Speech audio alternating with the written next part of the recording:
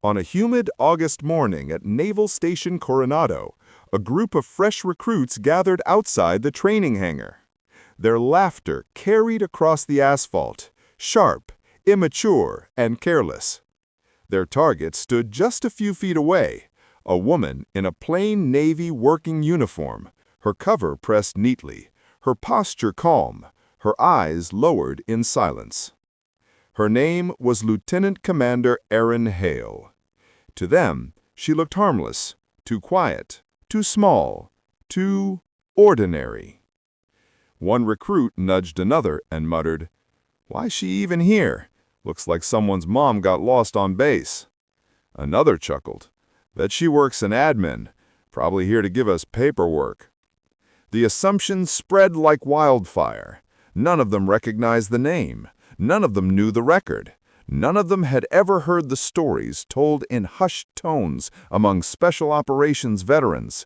Stories of a woman who moved like shadow, planned like a grand master, and fought with a precision the teams still whispered about. Behind those calm eyes was a decorated SEAL officer, recipient of commendations the recruits weren't even authorized to read. But she said nothing. She simply waited, hands behind her back, allowing their mockery to echo. A shadow soon fell across the formation.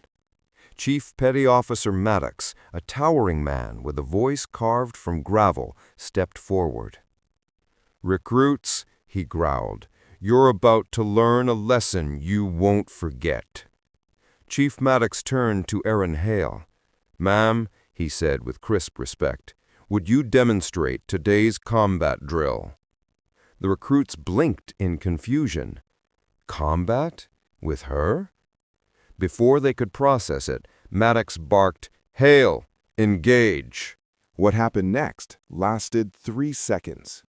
A sharp pivot, a blur of motion, a single, decisive crack as Hale's palm struck the first recruit's chest, dropping him breathless.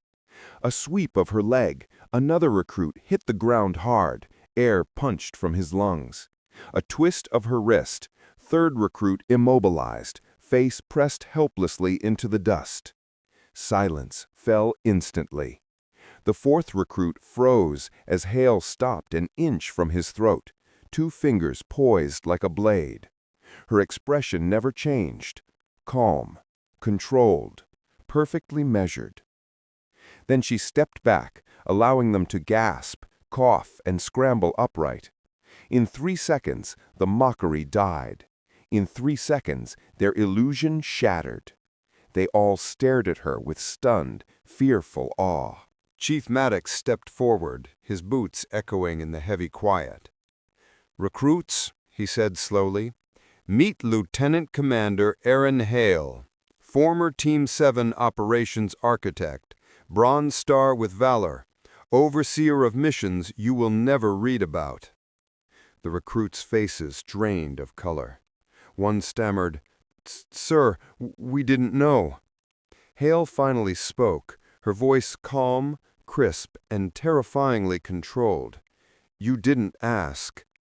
Chief Maddox turned on the group with a stare that could cut steel. "You judged the uniform, the height, the gender, everything except what matters in this profession: skill, discipline, honor." The recruits stood frozen, each feeling the weight of their arrogance crashing onto their shoulders. One recruit stepped forward, trembling. "Ma'am, I apologize. We were out of line."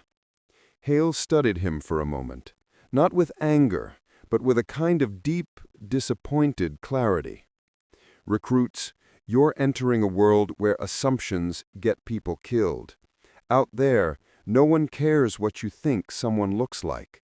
Out there, only competence determines who walks home." Chief Maddox folded his arms. "You mocked someone with more combat hours than all of you combined. She didn't correct you. She let your disrespect speak for itself." Another recruit, cheeks flushed with shame, whispered, "Ma'am, why didn't you just tell us who you were?" Hale replied, "Because the uniform already told you. You simply refused to see it." A long silence followed.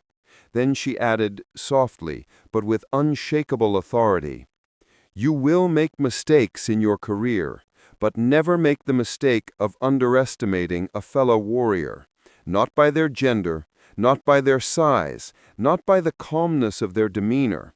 Respect is not optional. It's standard issue." The recruits stood straighter, chastened, transformed by the lesson carved into them more sharply than any order ever had, and for the first time that morning they saluted her with sincerity. Time moved on. The recruits graduated, earned their tridents, and deployed across seas and continents. But the memory of that day, those 3 seconds, followed them everywhere. Stories spread quietly through bases, training camps, and forward operating posts. Not exaggerated, not dramatized, just retold with awe. They called it the Coronado Lesson, the day when arrogance fell and respect took its rightful place. Years later, some of those same recruits would become leaders themselves, and every time they saw a new trainee snicker, judge, or underestimate someone who looked ordinary, they would remember Hale's calm strike, the crack of boots hitting dust, and the suffocating silence that followed.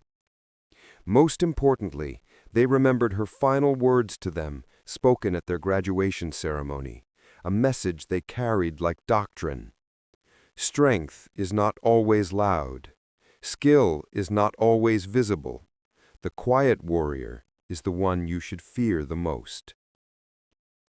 Erin Hale retired with honors, her name woven quietly into the fabric of naval history. Not a celebrity, not a legend seeking fame, just a warrior whose competence reshaped the attitude of an entire generation. Her story lived not in textbooks, but in the discipline of those she humbled. And among the teams, one line became her legacy. Never measure a warrior by the noise they make, but by the silence they command. So, my friends, if you like this story, like, comment, and subscribe to my YouTube channel. There are more brave stories coming.